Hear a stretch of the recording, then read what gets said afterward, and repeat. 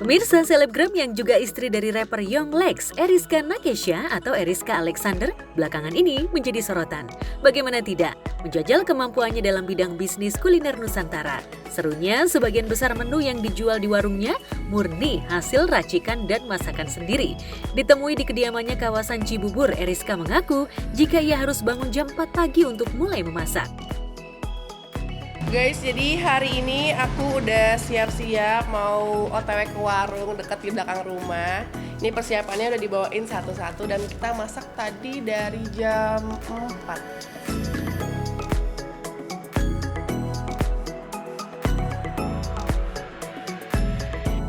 Berarti siap-siapnya udah dari pagi ya? Mungkin masaknya udah dari jam berapa sih, Pak? Udah dari jam 4 tadi kita masak.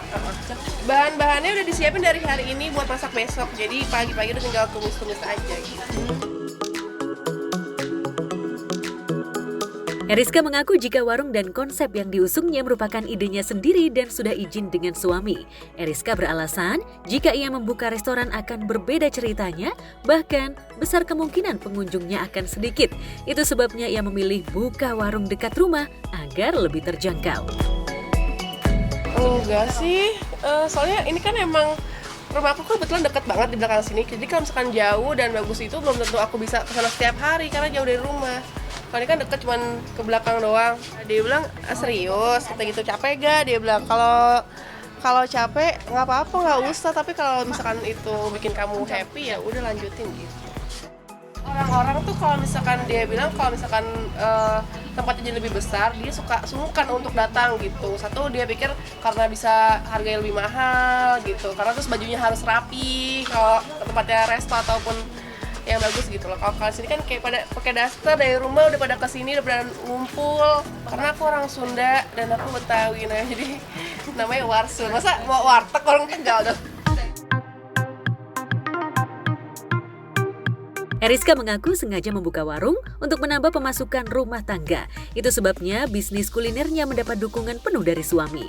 Ia bahkan merasa senang setelah beberapa minggu warungnya mulai ramai pengunjung, sehingga omset yang didapat juga cukup lumayan. Tak heran walau ia merasa lelah, namun ketika memetik omset, rasa lelahnya rasanya sudah terobati. Nggak ada ya, malah pada suka karena kayak nggak malu gitu jualan yang sederhana ini gitu. Hampir kadang 1, lebih. Harapan kedepannya ya biar tetap ramai aja setiap hari. Kita bagusin lah ini sedikit demi sedikit ya. Cicil aja, nggak usah terlalu buru-buru.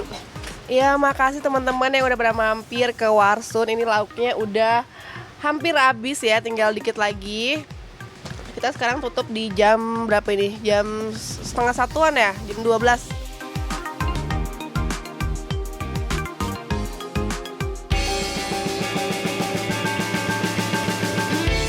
Mantan personil Mahadewi Tata Janeta kian mantap menggeluti dunia bisnis kuliner di kawasan Cipete, Jakarta Selatan. Tata yang ditemui mengaku jika sebagian besar menu yang dijual di warungnya itu adalah hasil sentuhan tangannya sendiri. Soal harga tentu saja disesuaikan dengan lingkungan sekitar warungnya. Kalian akan pusing. Nah kebetulan karena suamiku kantornya di sini kan di Cipete, jadi kita selalu ketemu gitu. Dia pasti kesini untuk, ya emang dia kesini mulu. Tadi juga ada kan. Kantornya di sini dekat ya, kita tetap bisa saling berjumpa. Lujeng Sumping, hari ini aku mau melayani Mbak Mei yang ada di depan sana minta nasi liwet komplit. You choose. Langsung terjun, karena anak-anak juga kan masih baru ya. Kamu ya, bentar aku ambil air. Ibunda pakai jengkol ya. Ibunda pakai jengkol. Ini jengkolnya, lihat betapa manisnya dia. Dan ini aku ngebumbuin sendiri ya, bikin sendiri ya.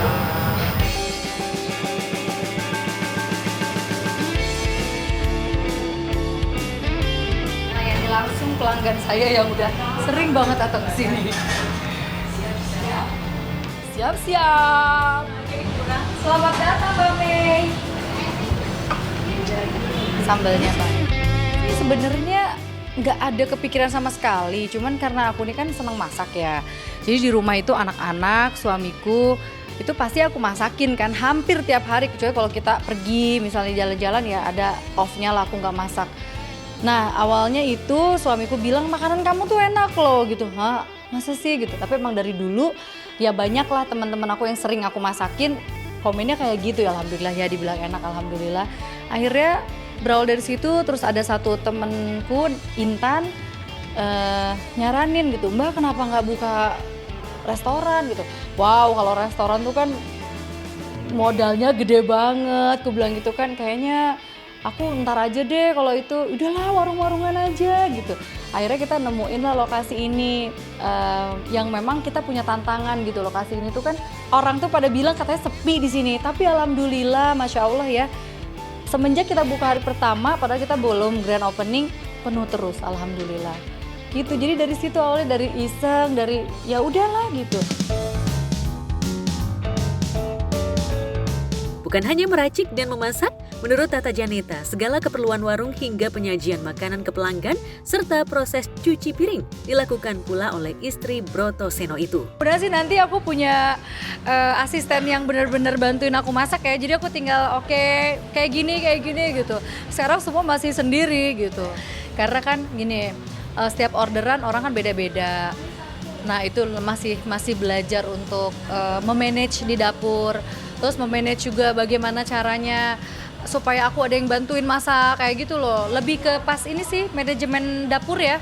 Kita masih belajar banget. Disinggung soal menu andalan, Tata Janeta mengaku jika ia suka dengan tempe mendoan. Itu sebabnya ia mengajak pemirsa Gospot meracik hingga memasak mendoan favoritnya yang disebut-sebut berbeda dengan mendoan yang dijual oleh warung lainnya. Kira-kira seperti apa rasanya? Enak pasti itu mah, karena Tata hobi juga sih, hobi masak. Jadi udah, daripada masak sendiri, udahlah kita bikin warung kecil-kecilan buat makan siang gitu. Jadi akhirnya aku belajar banyak lah dari mama. Harapannya pastinya ya pengen punya restoran yang lebih besar gitu kan, yang bisa lebih banyak orang lagi menikmati makananku kan gitu. Mudah-mudahan bisa buka cabang kayak gitulah harapannya ya, mudah-mudahan Allah ijabah ya.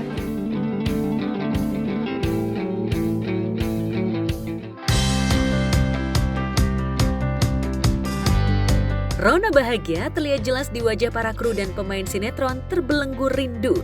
Tanti mengucap syukur usai mereka nonton bareng pada penayangan perdananya di RCTI Kamis sore kemarin sekitar pukul 18.15 waktu Indonesia Barat. Pada sinetron Terbelenggu Rindu ini mendapuk aktris Glenka Cisara sebagai Amira akan beradu akting dengan Lucky Perdana serta para pemain lainnya. Dari all talent, all cast itu sangat-sangat membantu sih, maksudnya juga nggak yang ada gimana-gimana gitu, kita benar-benar saling support satu sama lain. Terus juga dari komisi saudaranya juga itu sangat membantu kita semua, jadi semuanya tuh berjalan lancar sih.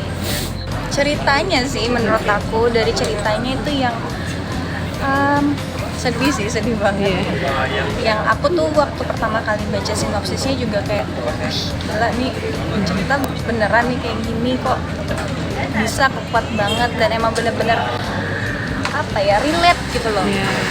Orang yang mendapat musibah bertubi-tubi pasti akan kena mentalnya, bagaimana cara menjalani untuk kedepannya, harus survive sendiri, kehilangan anak dan suami gitu. Emang benar-benar bagus sih kalau menurut aku, dan relate dengan kehidupan kita. Mas Oka kebetulan memang di episode pertama di Terbelenggu Rindu masuk sebagai suami Amira. Glenka terlihat total memerankan Amira, tokoh perempuan cantik yang baik hati dan selalu positif memandang hidup. Namun Amira berubah setelah kematian suami dan anaknya. Lantas bagaimana kelanjutan hidup Amira yang semakin terpuruk? Alhamdulillah dari keluarga sih juga responnya juga baik, dan aku tadi sempat nonton juga, memang udah nggak ada Elsanya sama sekali.